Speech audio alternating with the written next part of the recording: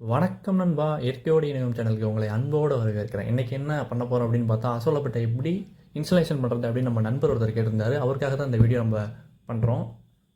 அசோலாபட்டை make பண்ணுறதுக்கு ஒன்றுமே தேவையில்லை. ஆறே பைப்போ குச்சி இருந்தால் போதும். 6 குச்சி இருந்தால் போதும். 4 மூலையில் இந்த மாதிரி வச்சு கரெக்டாக அந்த கார்னரில் கீழே வச்சுக்கணும்னு நமக்கு தெரிஞ்சிடும். அந்த இடத்துல ஒரு பேக் மாதிரி கொடுத்துருப்பாங்க.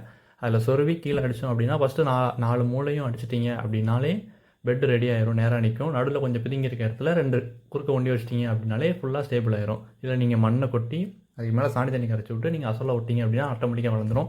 இது எதுக்கு அப்படின்னு பார்த்தீங்கன்னா, நம்ம அடிக்கடி தண்ணி மாற்றுவோம். 3 மாதத்துக்கு ஒருக்க தண்ணியும் மண்ணையும் மாற்றும் போது கீழே திறந்துட்டா தண்ணி ஆட்டோமேட்டிக்காக வெளியே போயிடும். இது ஓவர்ஃப்ளோ ஆகி வெளியே போகிறதுக்கு அந்த ஓட்டை கொடுத்துருக்குது.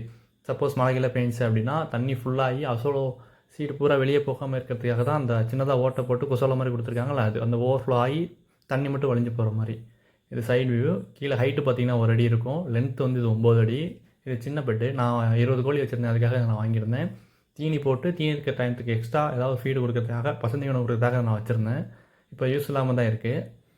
எனக்கு இது ஓகேவே இருந்துச்சு. இந்த இன்ஸ்டலேஷன் உங்களுக்கு பிடிச்சிருச்சு இல்லை புரியுது அப்படின்னா நம்ம சேனலை லைக் பண்ணிட்டு சப்ஸ்கிரைப் பண்ணிட்டு போங்க. டாடா.